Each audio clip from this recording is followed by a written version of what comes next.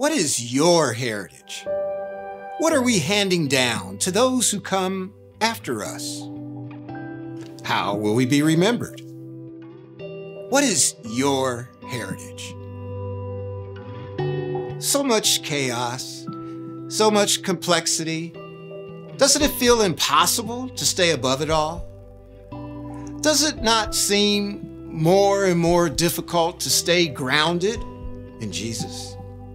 To remain simple and to focus on what really matters. Noise, distractions, confusion, they come at us from every direction. How do we move toward God and stay grounded in Jesus amidst all this craziness, this ugliness?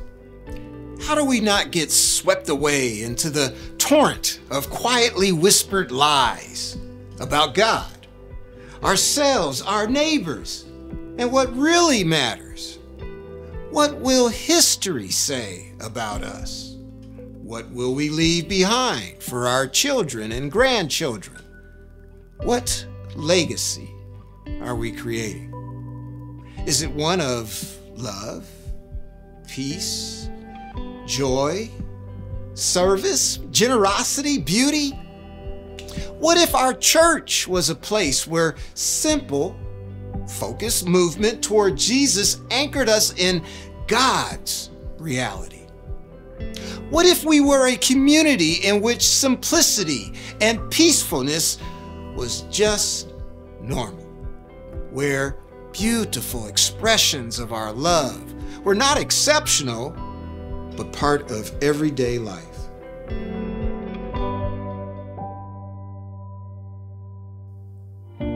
What if, in our heart of hearts, we encountered Jesus? Not the politicized, religion-covered, traditional image of Jesus, but the real Jesus.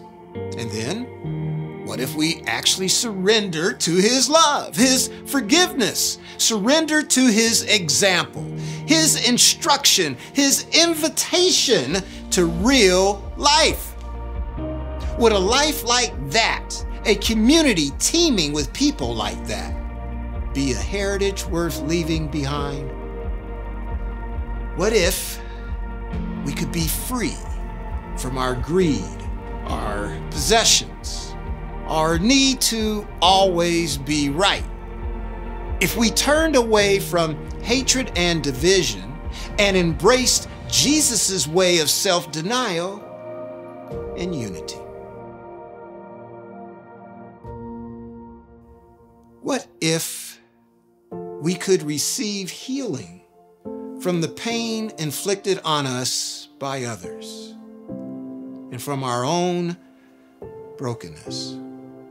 What if we learned to accept our wounds and they became a message of hope to those who are suffering in their own shame? Would a community alive with people like that be a heritage worth leaving behind? What if we embraced the person who is most unlike us, inviting them in instead of dismissing them, drawing a line and keeping them on the outside? What if we opened our hearts to our enemies instead of condemning them? What if we allowed the one who threatens our comfort to be our teacher?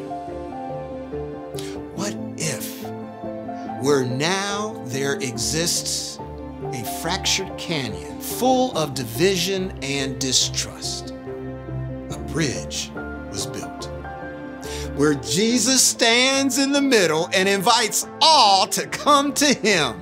What if, instead of hunkering down, clinging to our rights, and steering clear, that serving the poor and befriending the foreigner was just normal? What if a timely story of when God came through for us lifted the countenance of a friend or coworker instead of making them feel judged? What if sharing about our encounters with Jesus and His community became an invitation to more conversation instead of a debate? What if the reassuring voice of Jesus saying, "I'm with you always," empowered us to go into the darkness as carriers of light and love and beauty? Would a church that embodies Jesus with a mission like that be worth leaving behind? Is this a heritage worth creating? You better believe it is. Can this heritage be our reality? I think we all believe it can be. And that's why we are here. It's time, all you Jesus people. It's time to make this our heritage, because Jesus is worth it. This is